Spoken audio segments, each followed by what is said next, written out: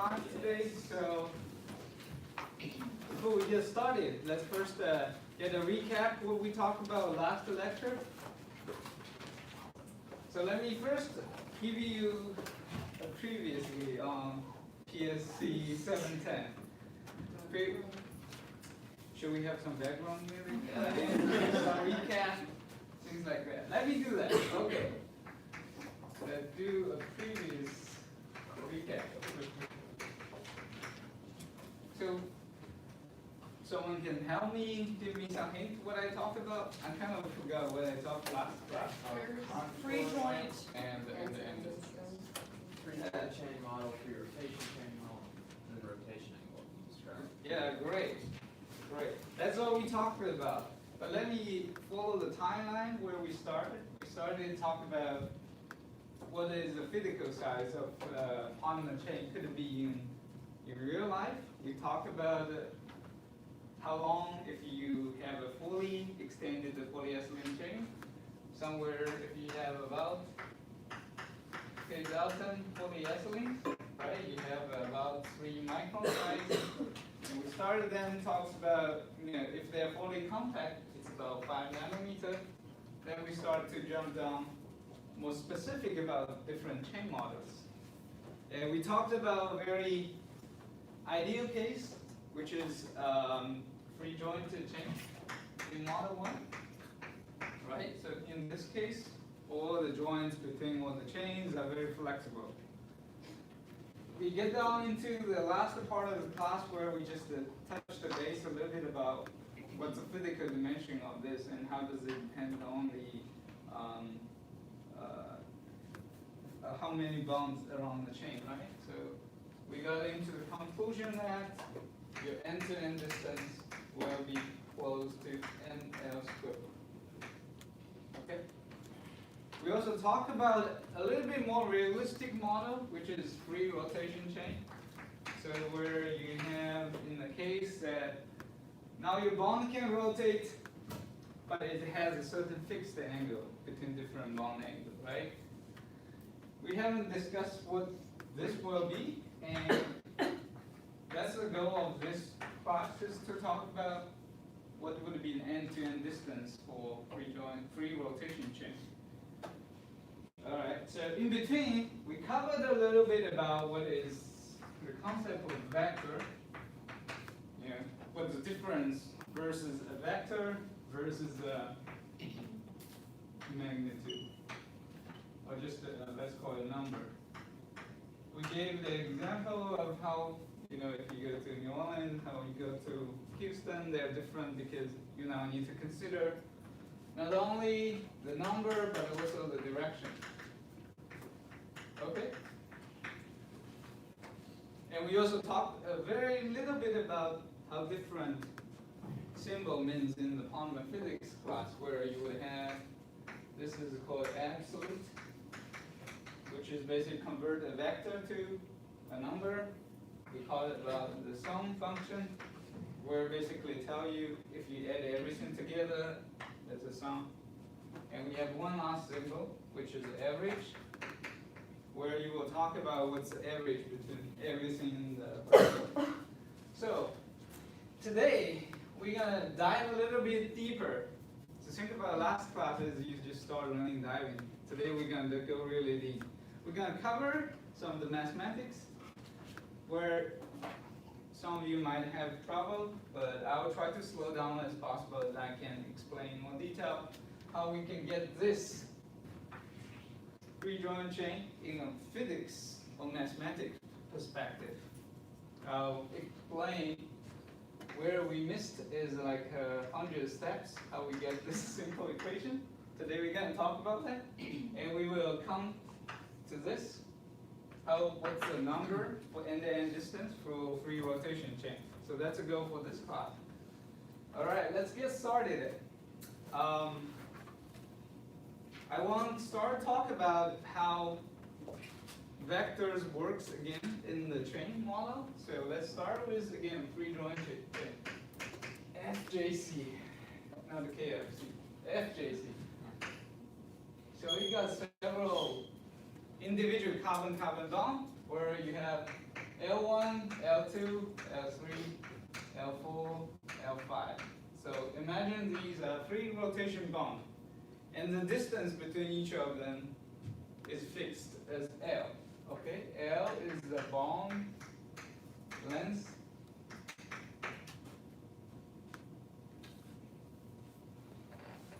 Now we're going to look at end-to-end distance, this function. And we talked about what would be average for H. If you want just to get average of the vector, we discussed that last class.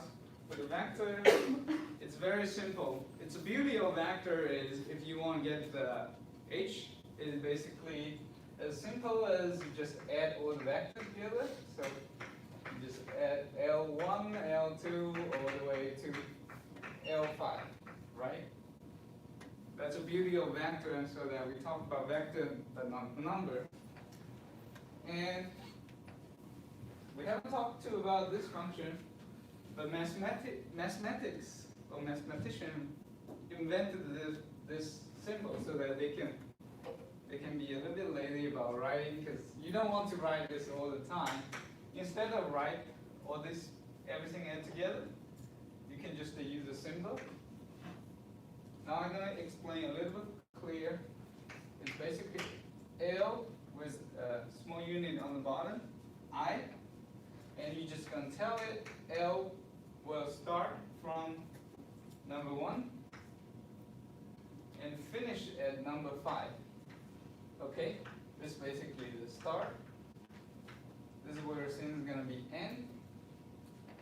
And those are equivalent from top to bottom. Okay? We talked about what this value will be in the last class, right? Last year I talked about an example of how you can understand this as a drunk graduate student. I don't think that will be as fun as this year. We're going to talk about a drunk professor. So, think about the case like a drunk professor. He gets so drunk he doesn't even remember anything. So if he walked one step further or walked backwards, it's the same probability. And that's in real life could happen is a drunk professor, he didn't remember anything, or he just walked around and in the end he wakes up and found he's more or less close where he started off. And the reason for that is since every direction is similar, so the probability of in the end what H will end up for free joint chain will be 0.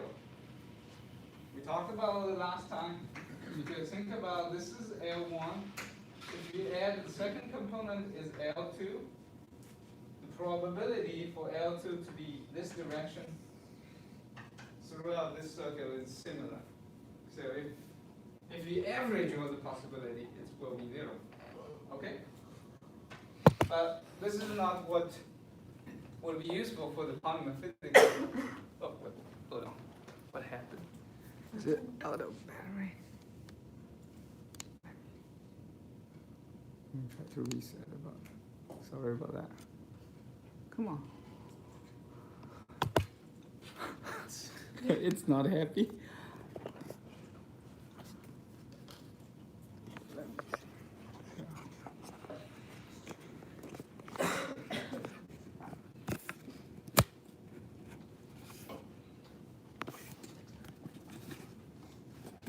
Takes time to perfect it. Should be okay.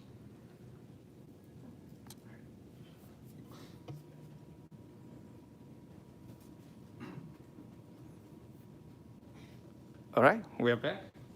Perfect. So, as I mentioned, this this H directionality is not what we want. So, physicist comes up another term called, we don't care where this is, but we want to know the average of this length. So this is something you want to learn for this class, is called end-to-end distance.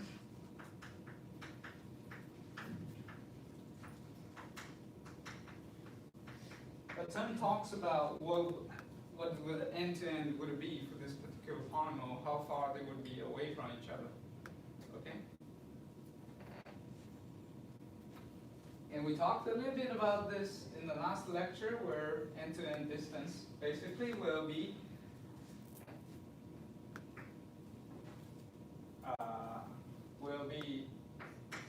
so end-to-end distance we can use RE. So these small two e's on bottom basically is abbreviation for end-to-end. RE will be root of, and I remember last class someone asked a question about why this would be the end-to-end distance. Because if you h multiply by itself, h squared is going to be equal to the absolute of h and take root of, it will be this. Okay, that's a reason we can do this transformation. Alright, now, as I mentioned, So you're basically bypassing all of the directions that give you the zero sum. Right. Just getting rid of all the directions that we need to get it meaningful and then. right, Okay. right. So we're gonna go a little bit deeper in the math so that I will explain to you how does these two terms come along. FJC and FRC, free rotation chain. Alright, so we're gonna be it's gonna be a rough ride ahead, so buckle up, because I'm gonna start talking a little bit about math.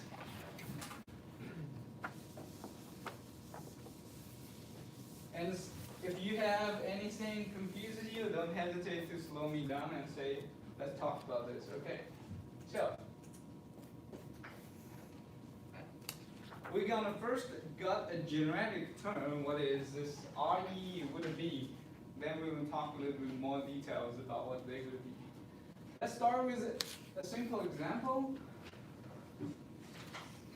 Take this, just a 5 bond, okay? So I'll write it down as here, just a 5 bond system where RE would be equals to, now we know what is H equals to, right? H equals to L1 all the way up to L5.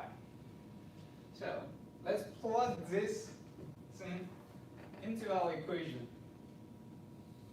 And for the simplicity, I'm gonna rewrite this equation a little bit just to make everyone easier.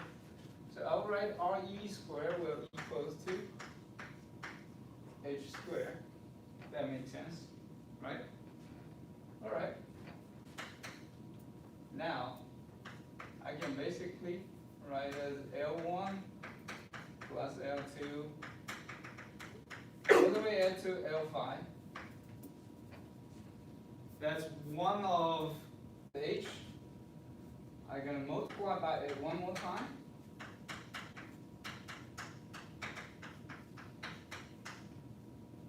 Does this make sense to everyone? Right? I just expanded this and used this equation right here.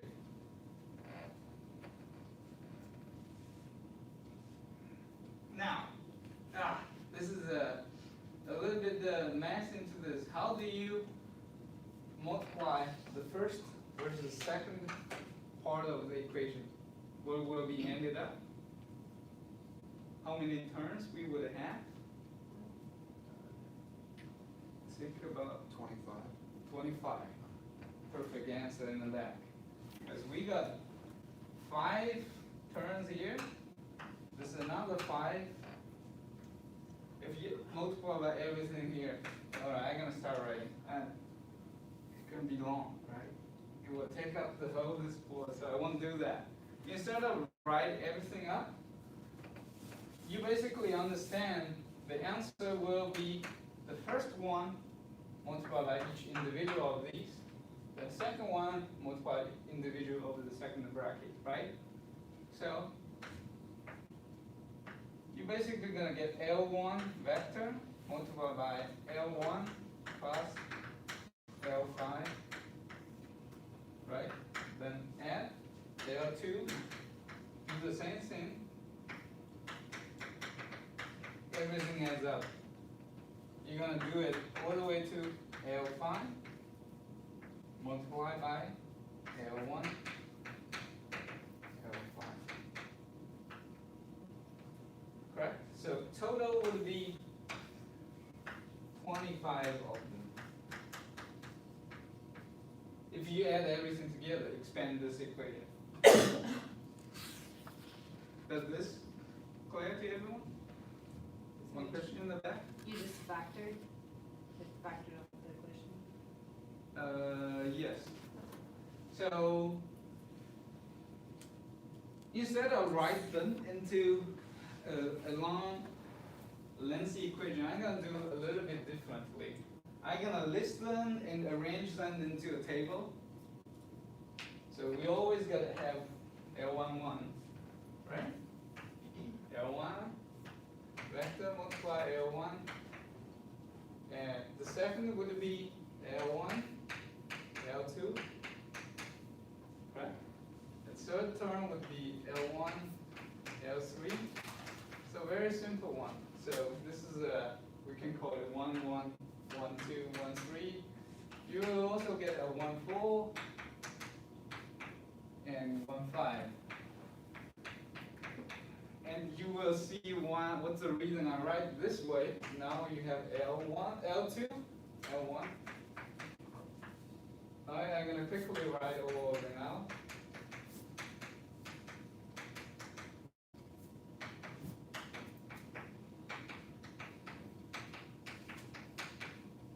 Now I'm going to be 3, 1, 3, 2, 3, 3, 3, 4, 3, 5.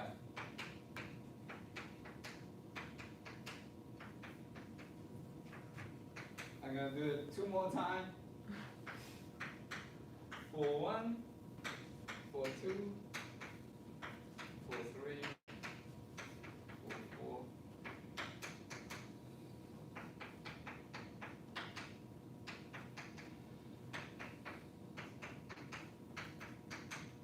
And last row will be 5, 1, 5, 2, 5, 3, 5, 4, 5, 5.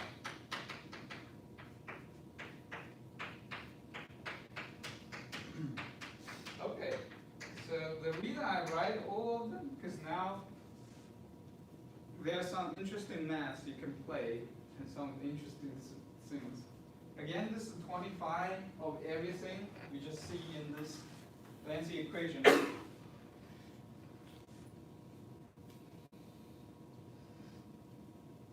And if you saw this large box, there's something that you can actually take them out and group them into two type of group of indices. The group 1 and group 2, they can be written differently. So anyone can make some suggestion where I would go, how would I group them differently?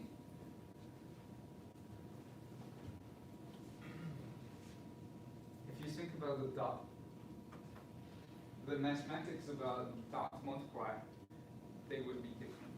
So like you could group your L4, L1 with your L1, L4. Yes, because they were reversible. So this guy and this guy, they're the same. Similar for this one and this one, they're the same, right? Because the dot equation doesn't matter if you use 1 multiplied by 2 or 2 multiplied. They were interchangeable. Is there other thing we can group into this?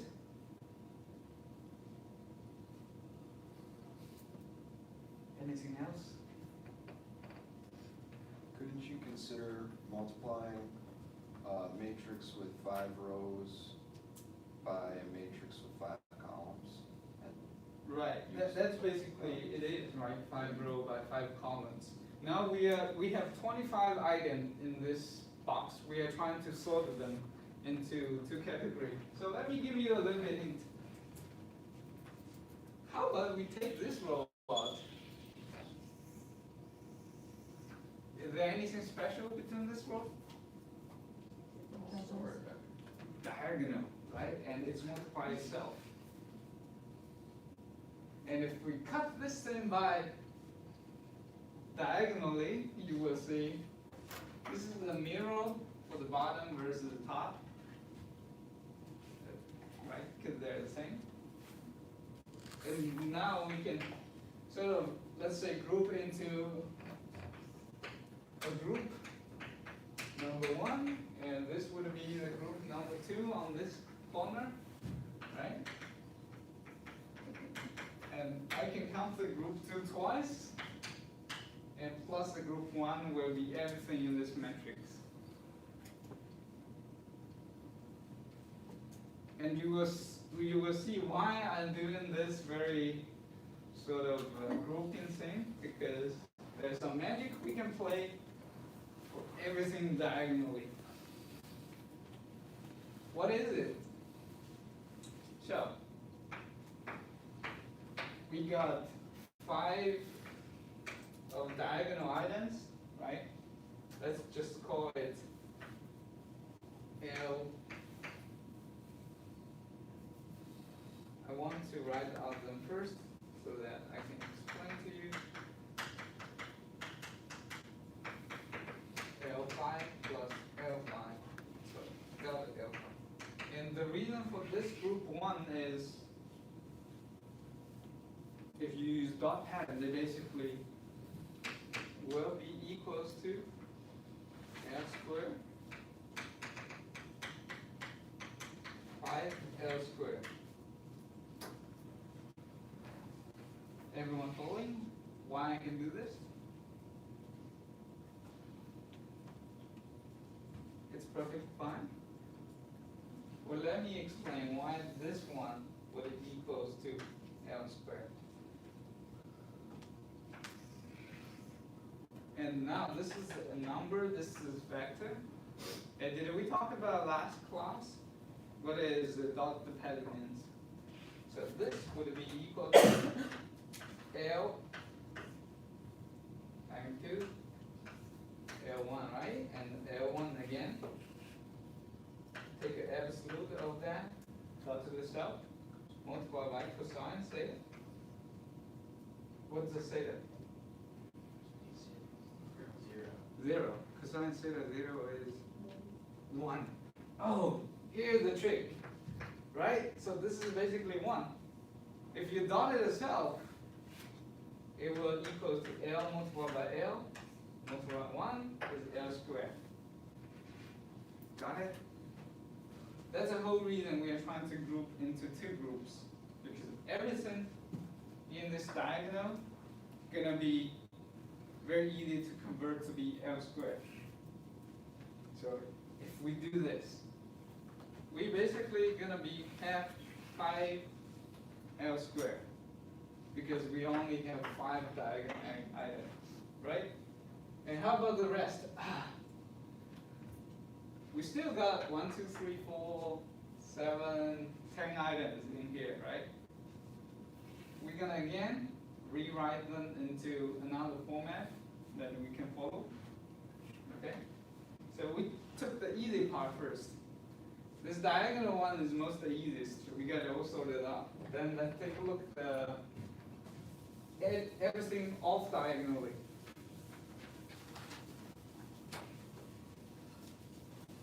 It's actually pretty simple as well. Yeah. So since we're doing this equation, I'm gonna play a trick, see if you can follow this. I can just write the rest of 10 items, right? There's left. It's total of 20 items because they're symmetric, so you effectively cut down to 10 items, right? Or 10 turns in anywhere else there. What I'm gonna do is to write it very crazy. Li, Lj, and I would call I not equal to Lj. It's basically what it is, right? So if I is not equal to j, it's everything else in a diagonal term. So I would be coming from 1 to 5, j would be coming from 1 to 5. That make sense to you? It's just a very simple way to write the same equation. Because now you can start from I equals to 1, j equals not equal to I, so we're going to start with 2, and all the way get to 5. So using very simple equation, we just summarize this very lengthy long table. Hooray! Great! Fantastic. We now have a very simple way to write this equation. And it matters a lot because now I want to come back to this equation again. So our RE squared will just be equals to,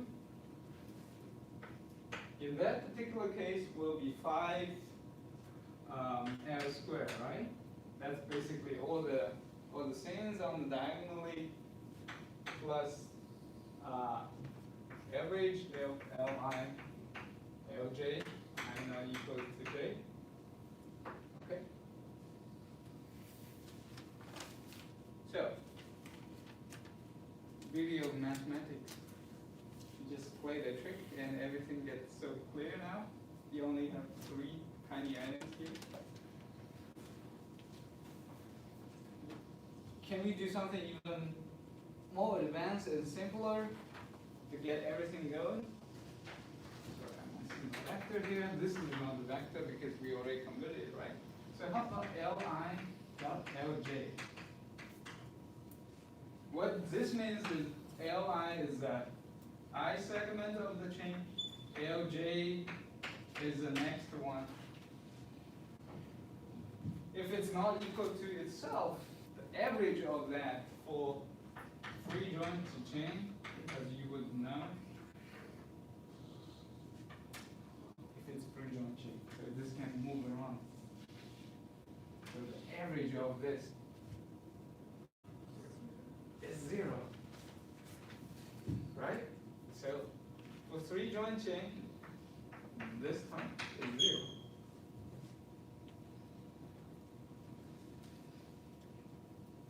Because, as I explained, if you have average of all the direction, your L1 dot Lj will be cancel out each other because of the directionality.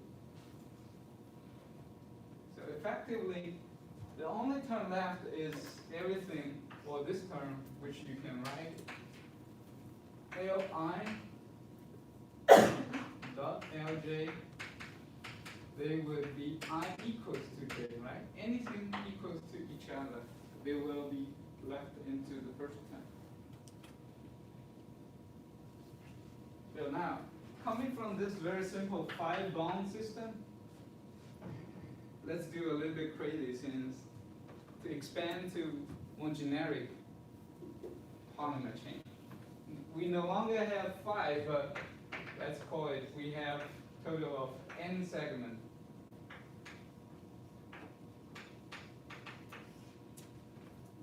Okay, not 5 but n. We're going to change here. If you look at this equation, this term will be the same, but now the first one, because you know have how many diagonal terms? Instead of 5, you're going to have n. That's basically how many bonds have? You would come down to this generic equation. There's a question in the left. Yeah, so if Li and Lj were at right angles to each other using free joint FJC, would that equal 1, their dot product? Can you repeat it again? If Li, the vector of Li and Lj were at right angles to each other, so Right. like orthogonal, their dot product would be 1. It will be 0. 0 still? Yeah. Because time of 90. Right. Right. So another way, what you can think about, as I explained in the last class, L1 dot Lj is equal to magnitude of Li and magnitude of Lj multiplied by cosine theta. This theta is angle in between. So last student asked the question about if theta equals to 90, this cosine theta is basically 0, right? So this will be 0. Okay? But since we are taking average in this equation, which means you need to consider all the possible angles. So the angle going this way will cancel out the angle going backwards with. Because average, or let's put it this way. So this will be Li Lj cosine theta. If you take average of this, give it average. These are numbers, so they will not need to take average. So you can apply the average to the cosine theta. Since it's a free joint chain, all the cosine theta average about 360-degree angle will be 0. Okay, that's all the rationale behind all this. That's why a free joint chain would give you this term to be 0. And how about the real physical word meaning? There's actually a meaning about dot term. So you can think about it as the second, how long the second bond follows the first bond. So let me explain what I mean physically by say that. So let's say first bond is going this direction. The second bond is going at angle. So if you look at this, if you combine these two, Lj cosine theta is Lj cosine theta, basically is how long this part is. So, or you can think about the projection of the second vector on the path of the first vector. And this part, Lj sine theta, is no longer needed to be considered. So the generic term, in the end, we talked about this, so we know this is going to be 0 for free joint chain. Right? So the conclusion will be for free joint chain, your end-to-end distance. So this will be equal to 0, right? So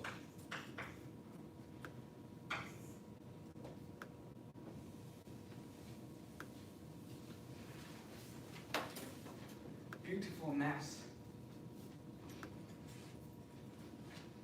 This is what we, it has been removed here, but I promise you, that's what I wrote at the beginning of the class. And we're going to play a little bit of math to understand how we get to free joint chain. End-to-end distance will equal to NL squared. Okay, so, or you can write it as IE.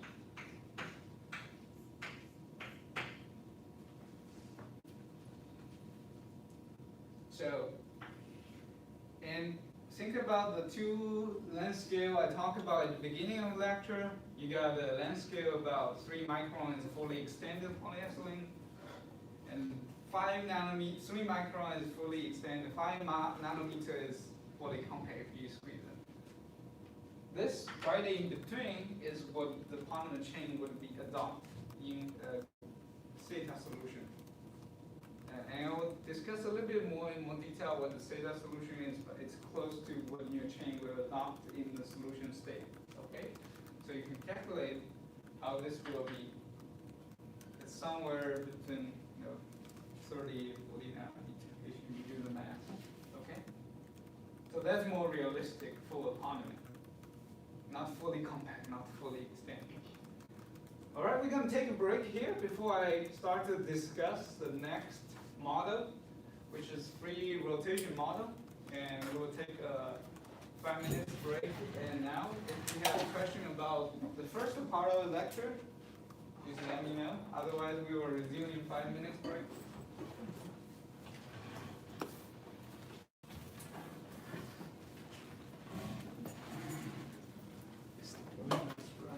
Now your lecture makes more sense.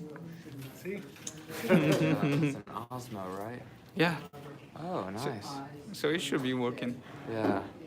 That was really nice. Yeah, I got this. It just arrived yesterday. Oh, nice. Yeah. Yeah, I was considering getting one. I mean, it seems really nice for. You want to play with it? You can do it after class. No, I'm good. Thanks, though.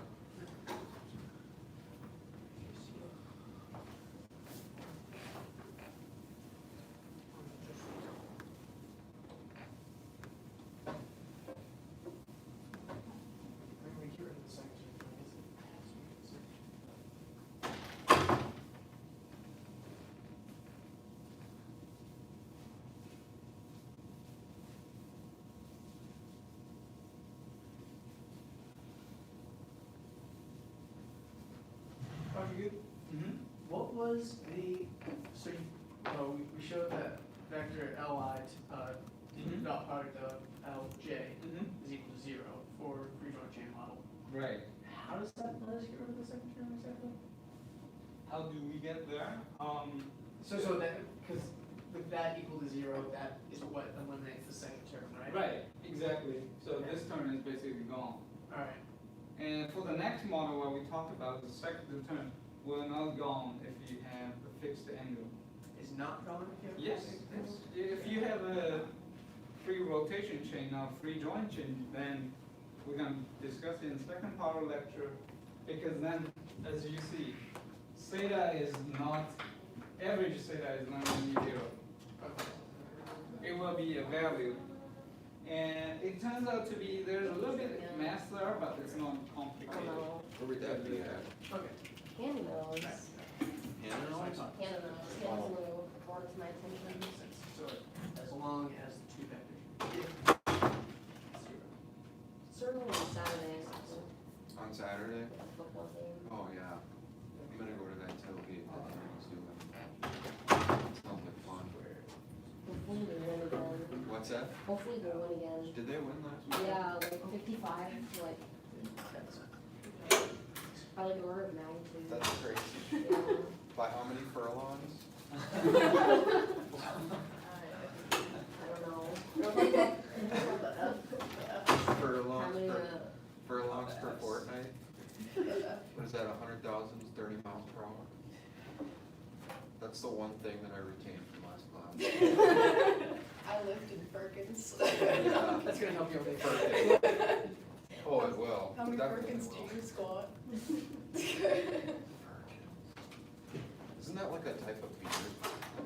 Like a I don't know. Or like a quantity? I just drank a Perk. How heavy is a Perkin?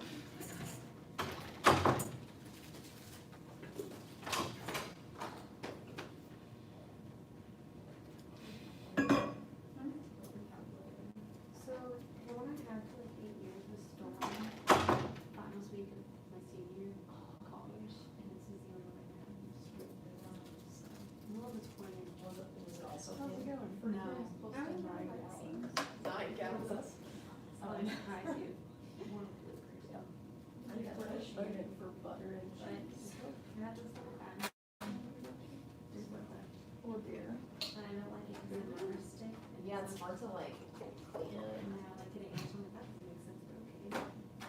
Yeah, it's get eggs. Yeah, because you can't like go back, so you can't, but. Maybe Or it's say hard. you- Actually, I think I have a pink one at home or something like that. Karma. No. We had one girl in our class, their high school made them buy Caitlin's calculator. It was straight up like a computer and a calculator. Surface Pro. Oh, his computer. Surface Book. Or squirrel. That's Becca. You're just like, How much RAM does that have, you know? it's like, bro, you talk about something and she just goes like, full something straight out laughing. I don't remember how much. About 3 years ago, so I don't remember. But I want one of the, Right. This one is. I want one of the So laptops the that light, is, I don't need to do anything, I just click. Puster start and some finish. Yeah. oh. That's pretty cool. Is it still ongoing? Dell. My battery is good? All right, let's. Acer.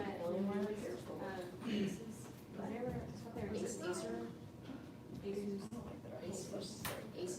Yeah, Asus. I saw it, it's just something called Asus. What was it called? 'Cause I have a really old one, it's like 25. I googled it the other day and it was like $1,500. Yeah. I was like, oh, I can't afford that. What? It's a beautiful laptop though. It's like this big and it's It runs so quickly. Yeah. We used to do this like use this program called Pro 2, and it was like supposed to be the exact same on everybody's computer, like I could run like 2,000 iterations in like 5 seconds. Yeah. What classes do you have sessions for? yeah. Like we'd run it and theirs would be done in a second and mine would take just 40 minutes to run. Yeah, That's what I was about. Can we switch them I'm to pretty like sure Fridays NASA after bought this PSC, week? multiple changes. I think there isn't one. That's where he's working now. For now? He got a job as a prior. All right, let's resume the second half. We're gonna continue to talk about change statistics. The first part was like just an appetizer where it shows you a little bit of how these change statistics would be. The second part is gonna be the main course. It's gonna be a little bit heavy, but I hope everyone can stay with that, because if you finish that, we can go to the wizard, it will be easy. All right, so the second part gonna be a little bit more tougher one, because in the first part it's so simple, the mathematics worked out so well that in the end, all you need to remember end-to-end will just be proportional to individual bond lengths as well as root of n, or how many you polymerize it. It's not scaled linearly, because that is called contour length. Contour length would be just n L, right? Because you just add everything together, pull it straight, that would be the contour length. And end-to-end distance is somewhere just in between. There's another term we will talk later, it's called radius of gyration. And I won't spoil it now, but it's somewhere very close to this term. And it's a factor of 6. So how about a little bit more complicated model? Free rotation model. Your appetizer is finished. Your main entry is here. FRC. Let's get complicated, because still you can write the equation. The first part one differs for 2, right? You're still gonna have this term, Li dot Lj. This is generic, it doesn't depend on the model. So I just copied this equation. This does not depend on whatever model you take. It's just a rewrite of the first equation we have. I'm missing a square here. Okay. Perfect. So now this is still going to be totally the same, but this part is no longer as simple as 0. 0 is such a beautiful thing that you don't need to worry about anymore. So let's take a closer look how they would look like. Li dot Lj. And we have written as Li magnitude, right? Lj magnitude and cosine theta in between. And what's the definition of free rotation chain? Anyone can help me? Where the bond angle is fixed, but the Right. bonds free rotation around that axis. Right. So this theta is now not equal to 0, and it's fixed in one direction. So I can give you an example. If I hold my arm straight, now tilt with the angle, that's the bond angle in between. And this is a fixed, so I'm no longer able to do this way, but I can rotate it around the axis. That's more realistic to the chemical bond. Think about a methane, so which the bond angle is fixed, while you can sort of rotate it around this sp2 bond, okay? So you can do this way, rotate this way. Well, it's clearly created a problem that you no longer can say average of cosine theta would be 0. Not true anymore. So how can we deal with this problem? All right, so the second half of the class is just to help you go through a little bit more complicated mathematics shown on the textbook. It is in the chapter 6.2. I'm going to go through the math ones with you, but you're not required to memorize the process you get in there. The conclusion you should know, okay? So, it's not 0, it's basically a constant value, right? Constant number for free rotation chain. Because theta is fixed. Cosine theta is always going to be equal to some value. Alright, so you can sort of understand in a real world term. Let me show you again. I like to draw this. So now this theta is fixed.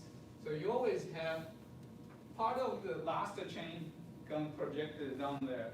If you keep drawing the next one, this angle is again the theta. It will have same projection along this line, and if you project it one more time, you're gonna have a little bit turn left, project down the first step. Then if you keep going, you still have a correlation between different chains, right? Even this is I, number I of the bond, this is number J somewhere. It might still have a little bit of fraction gonna follow the first direction, although it's diminishing but still following. So how are we gonna handle this problem? I have a crisis. I need dial 911. Someone help me, please. Please. Anyone? Anyone? All right. No worry. We will start talks. Take it slowly and approach the problem altogether. The first thing I like to do is I don't like to write cosine theta all the time. Since it's constant, let's define alpha. Alpha would be a constant, okay? So alpha is equal to cosine theta.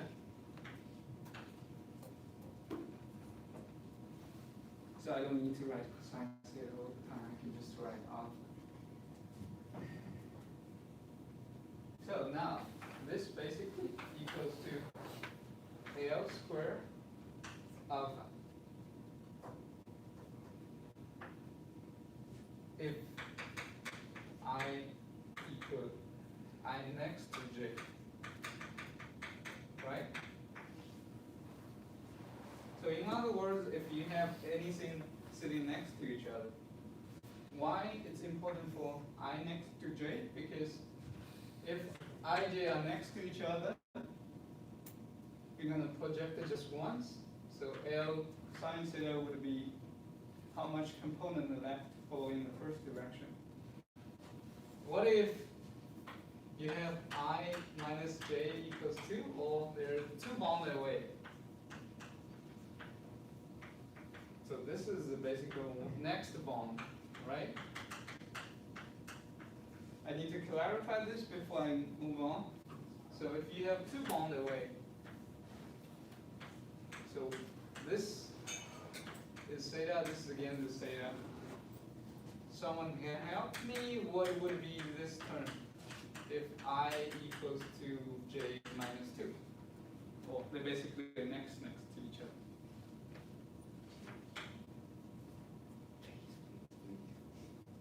I heard a little bit of noise here. Anyone?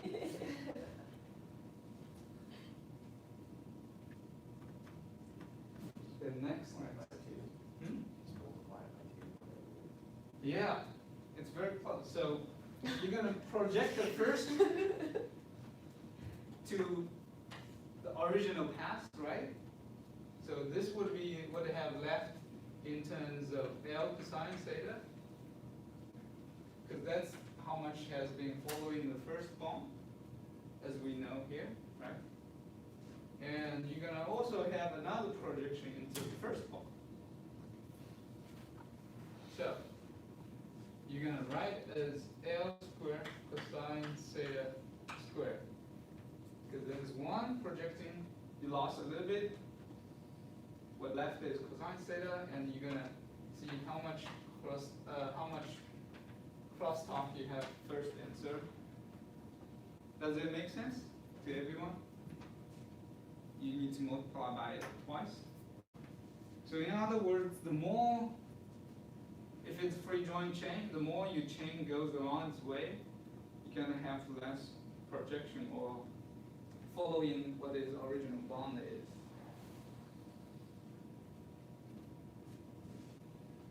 Now we can write it as a generic term. So if I and J are quite far away, so we can write as L1 dot Lj as L square of I minus J for any Q bonds in the system. And this is in the power law, so if I equals I and J are just one bond away, you need to multiply by ones. If there's 3 bonds away, you need to multiply by, this is cosine theta 3 times. So you will see why I need to do this, because then we can simplify this very complicated equation in a moment. Okay, so the further the bond away, the further apart I and J, let's say I and J are 100 bonds away, you will see it will be 100 times. And you know alpha is larger than 0, but smaller than 1. It's almost 0. It's very small. It's multiplied by 100 times. In other words, in the free joint chain, if you talk, you see how much, the projection they had last bond, 100 bond away to the first bond, it will be minimal, almost nothing. Okay? That's the physical meaning about this. Free rotation chain, a pain, right? We're halfway through our entry, so let's continue. Now we know this equation. You can start to get this better, because if you plug that into that equation, you will be able to solve everything mystery about free rotation chain. And let's do that. So IE squared, again, this term will not change. It's a diagonal term. It's always multiply itself. The angle is always cosine 0 equal to 1. Now this part, for any I not equal to J,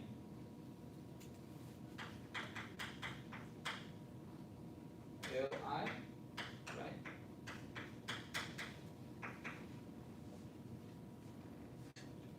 So we're going to focus on the second part a bit to discuss how we can expand all the non-diagonal term and how we can simplify it into something very easy to understand. Now I'm going to erase a little bit here.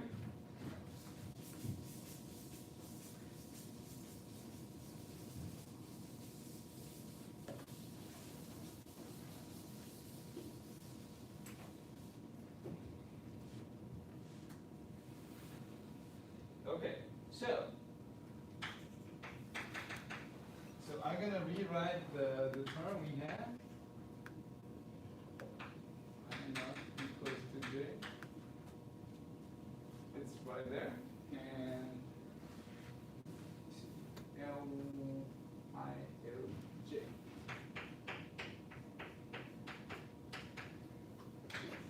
So this is basically the second half of it, and we will try to understand how you can rewrite this. It's not too complicated. So if you do the math, basically they will equal to I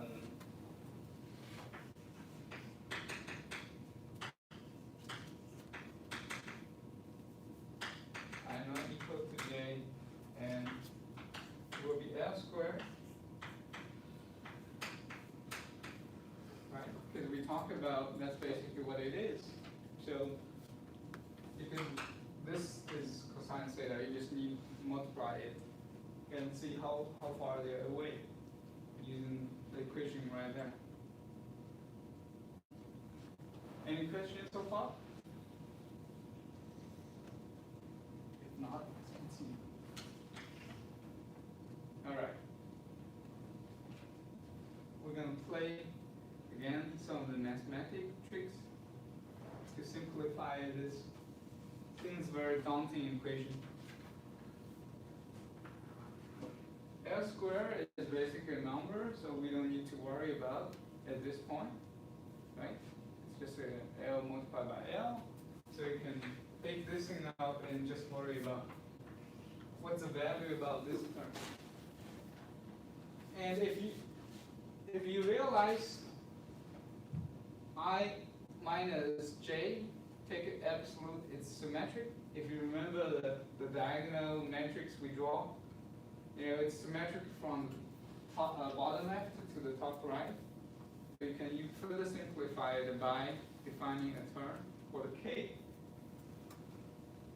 because you don't need to worry about diagonal term. There's only half of it you need to calculate, right? So if you simplify that, that will be 2 times. We come with the term k. I'll explain what the k is.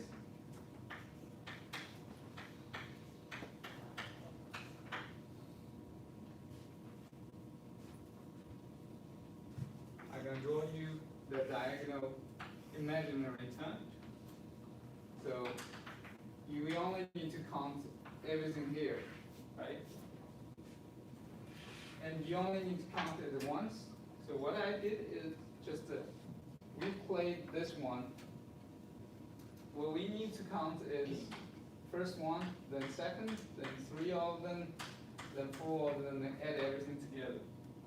That's why I defined a new term, k equals to 1, can add up all the way to n. So this is 0 to n row. So how does it work out? And because there is a diagonal on the top, they're the same. So this is where this 2 is coming from. Because we are only going to count half of them, then multiply by 2. Right? Everyone is following with me for where is this 2 coming from? Great. Yeah. The appetizers for this very big steak is hard to chew, right? I know. Follow me. Hang in there. So, why don't we plug in some of the k and try to understand what it is? So, if k equals to 1, that's basically tell you how much term that you have next to each other. Let's put k equal to 1. So you're going to have the term.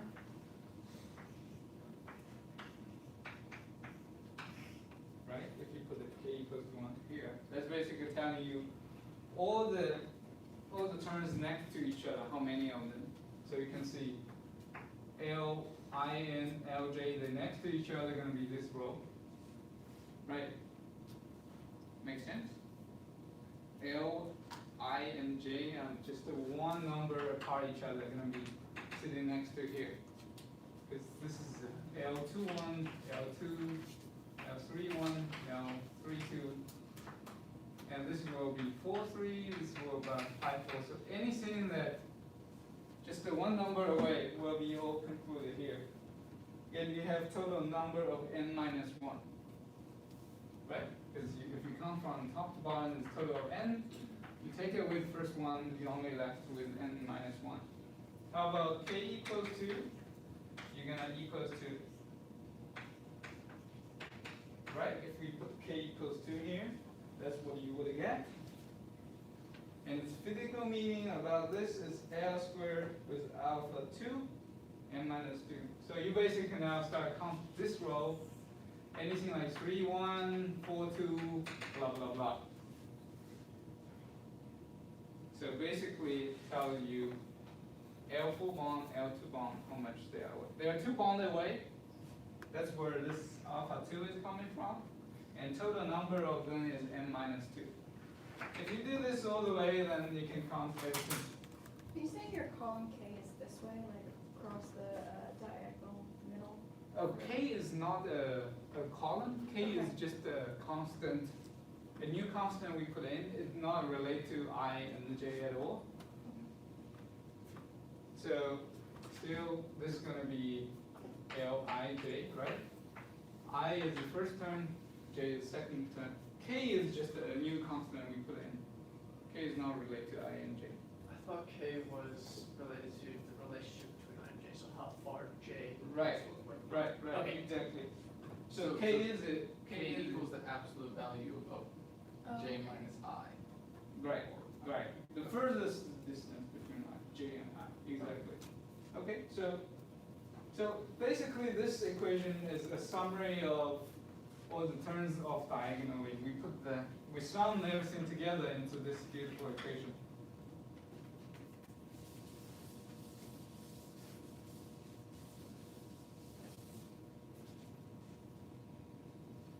Great.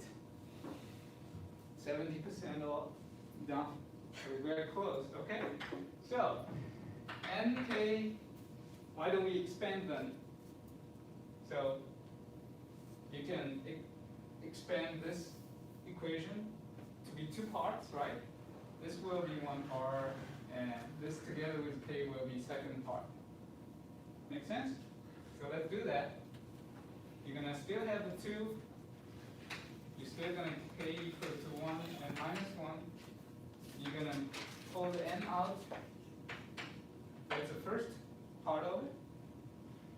Very simple. All I did is put the n, pull it out. So this is as simple as a bracket to b minus c. So all I'm trying to do is get this, ab minus ac. Okay. So this is the first part. Minus, we're now going to move the k to here.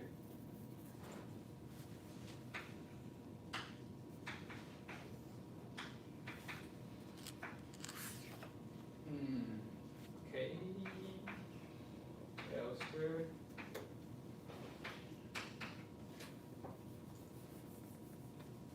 Okay. Nice and fancy.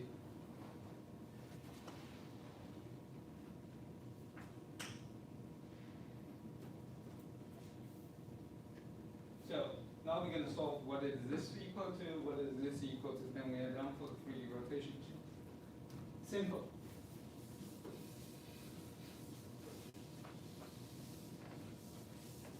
I'm going to keep the tops, because at the end of class we will know what it is.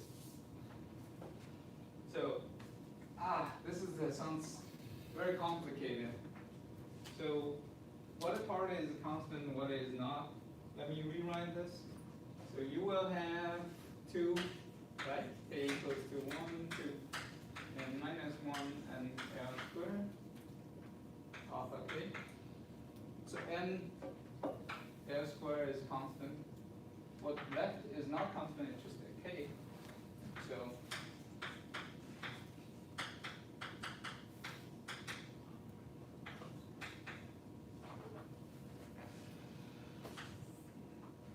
this is a math problem.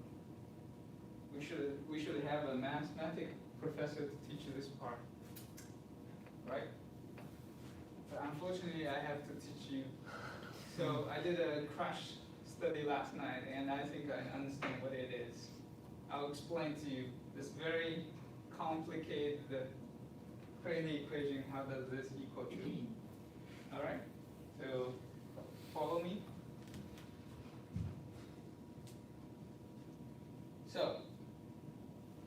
So what does this mean? So let's first expand this part. Let's first get to the physical meaning of that. So this equation particularly, let me write here. K equals to 1 to n minus 1 alpha k is equal to a number start from k equal to 1 all the way n minus 1, right? So that means you need to count everything from 1 to the last. This question in the back? What was K again? K is just a number. K will equal to 1 to n minus 1, and k is the distance between the bond, two of the bond we are counting. Okay, so k equals to 1, and we're going to add a k equals 2. So this is equal to,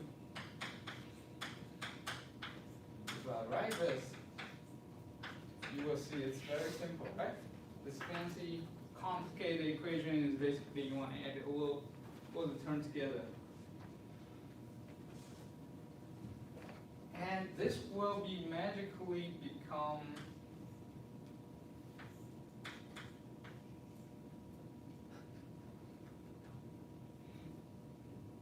yes. That's basically the top term. These are the same, although it looks very complicated from top to bottom. It sounds like a magic to you, right? but it's very easy to understand. So this is something in mathematics called Taylor expansion.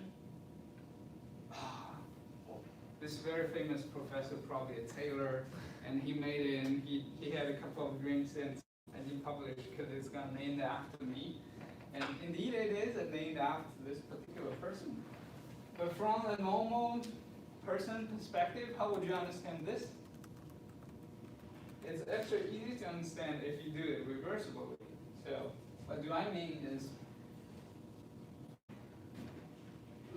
let me move this thing up, okay? Right, the same equation. This is equal to each other. So if you do a very simple math, I'm sure everyone can do, is move this to here and multiply. So basically it says 1 minus alpha equal to, this is correct, right? So then it makes sense, because I'm going to write the first part is 1 multiplied by everything, so it will basically stay the same, right? So minus alpha multiplied by this, what it will be? Minus alpha squared, right? Minus alpha 3 times, right? Let's keep going. What is it? I can't understand. You can't understand? Because now they basically cancel out each other, equal to alpha minus alpha infinity. If alpha is big enough, it will make sense, right? Because this two cancel out each other, top to bottom. Simple, right? Okay, so good. Everyone is good at Taylor expansion. So, in a nutshell, the first part of the equation will equal to 2nl squared alpha divided by 1 minus alpha. Right? We just talked about this right there. Alpha 1 minus base. And minus this term. I do not want to go through all the mathematics again, but you basically do the same. Now consider what k alpha is again. So this term will become alpha minus 1 alpha squared and 2nl squared. Okay? So similarly, you can do another Taylor computation to simplify the second part of the term to be this. Okay? Good for everyone?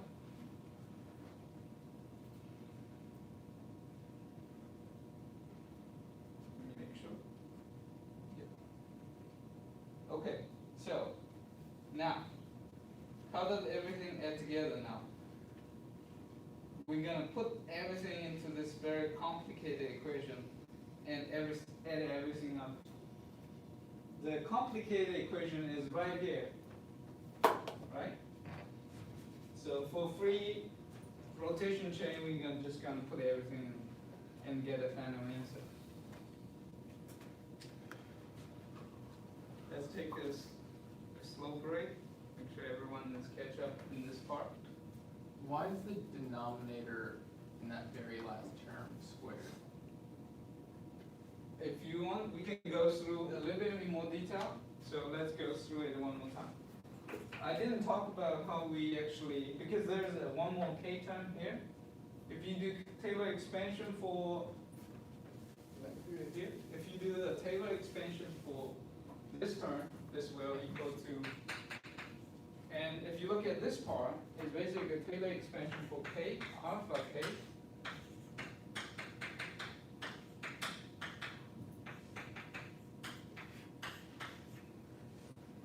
So that's a conclusion. They're slightly different. I'll show you a little bit more if you're interested to understand this particular equation. So that comes down to, I need a little bit of help here. So this comes down to basically equal to alpha 1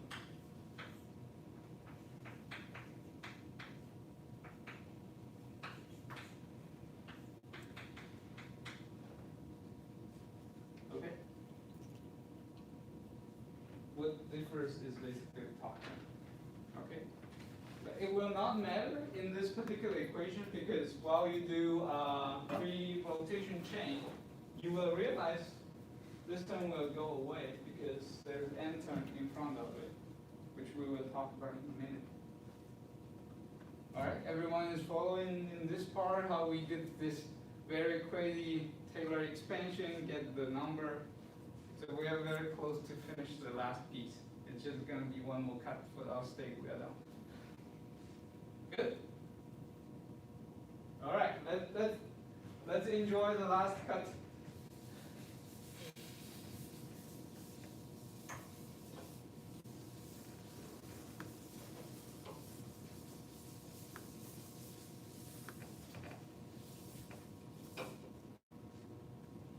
We start off with this equation. We come to here, expand them into different terms. So I want to come back to here, okay? RE squared equals to NL squared plus the bottom of right there, right? So 2NL squared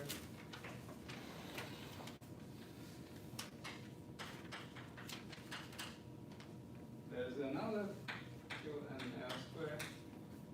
There's going to be alpha 1 minus alpha squared. Is everyone following for this part? How we get here? Yep. Why is the second term added but subtracted right there? Oh, my bad. It should be subtract.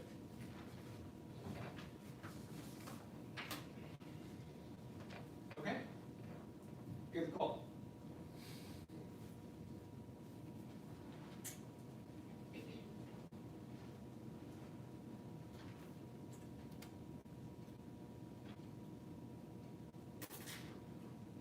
Where did the I N come from with the second term there? I was about to say that I put the extra term. Very good call, Molly. So that's actually the why this term actually doesn't matter because when you count the n gonna be close to a very large number, right? A very large number. And this term will be always much larger than the last term. Because they are not the same on the same level. Alright? It's an indication I need to wrap it up. So let's do this. So if we eliminate this term because it's not going to be relevant for this calculation, if you just think about n, if n is 100 times bigger, if you eliminate the last part, it will be only within 1% error. In reality, as you know, for polymer, n is like 10,000 or even bigger, so it's totally fine. You throw the last one away. Make sense? So, all right. Now the math becomes simple again. NL squared is always the same, right? You also have this part, so it's equals to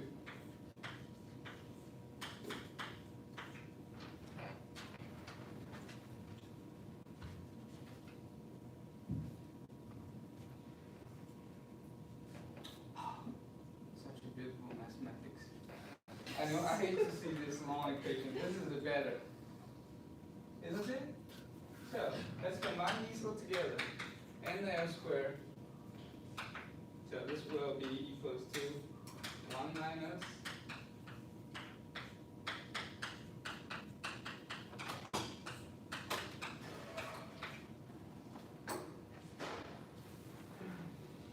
man.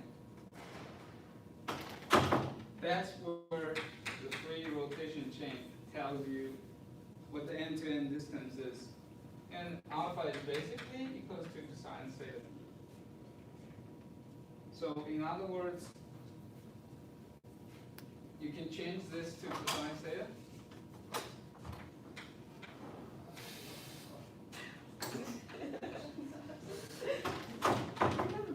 Right? The next class start at 3. But Yeah, no, they'll figure it out.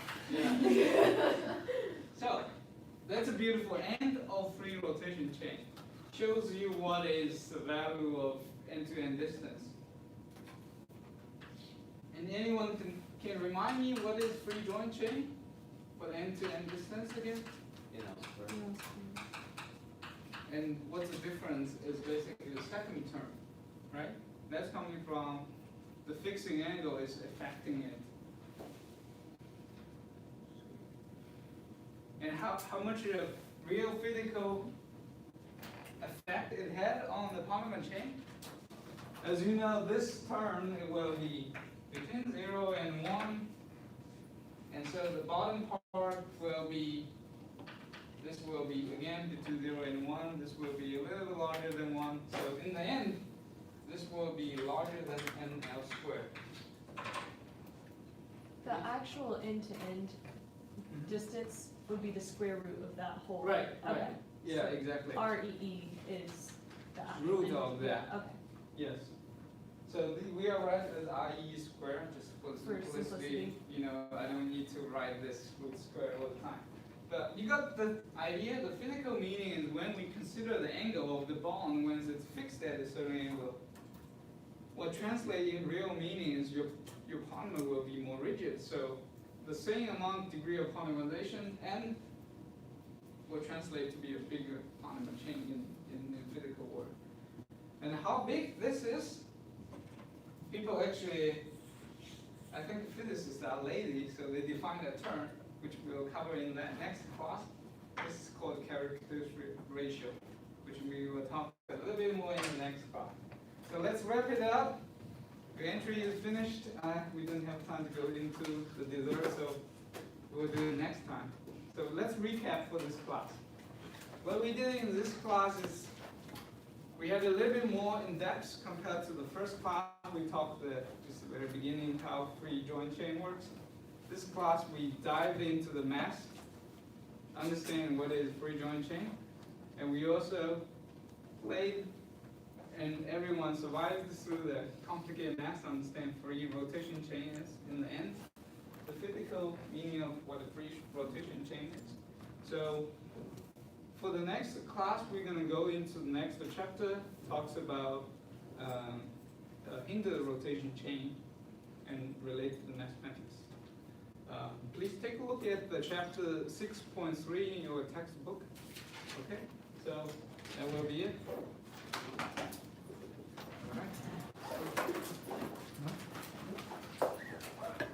Is it still going? Good. Oh, Last semester. huh?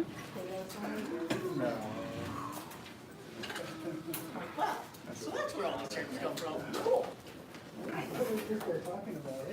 Exactly. That was my life. Alright, I'm gonna go to the corner and 5:30 is. Right, and one more short notice, I recorded the class, it should be in the YouTube, so I'll send a link to everyone.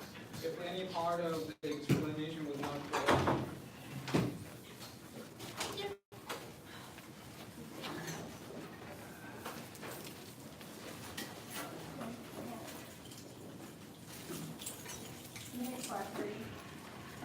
Yeah. I think that's what he said last time. It was near car. You know, Makeup lecture or just? no, that's the help session from recording. Is he doing a makeup lecture? Yeah, I'm